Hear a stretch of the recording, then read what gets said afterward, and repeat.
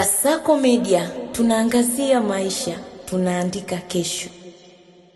Jeshi la polisi mkoa wa Mwanza linamshikilia Ndayishimiye Gerard Joseph mwenye umri wa miaka 45, mvuvi na mkazi wa kisiwa cha Zilagula, kijiji cha Itambagumba, kata ya Bulayaheke, tarafa ya Buchosa, wilaya Sengerema, kwa tuhuma za kumuua James Justin Lamek mwenye umri wa miaka 45, ambaye pia ni mvuvi na mkazi wa eneo hilo. Tukio hilo limetokea Februari 19, 2026 majira saa 10:30 alfajiri katika kisiwa cha Zilagula, ambapo mtuhumiwa anadaiwa kumpiga marehemu ngumi sehemu mbalimbali za mwili wake na kisha kumnyonga shingoni kwa kutumia mikono hadi kusababisha kifo. Uchunguzi wa awali unaonyesha kuwa chanzo cha tukio hilo ni wivu wa kimapenzi baada ya aliyekuwa mke wa mtuhumiwa Neema Mathias Lwasa kutengana naye Februari 5, 2026 na kuanza mahusiano mapya na marehemu, ambapo walikuwa wakiishi pamoja katika makazi ya marehemu.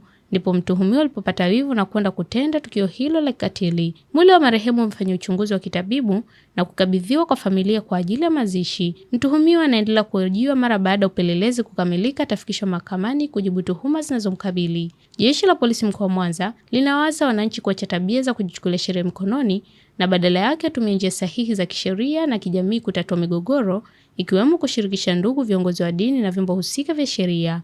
Nikusihi mtazamaji wa Kasako Media, kwa update zaidi unaweza kutufuatilia kwenye mitandao yetu mbalimbali ya kijamii, ambapo Instagram na Facebook ni Kasako Media.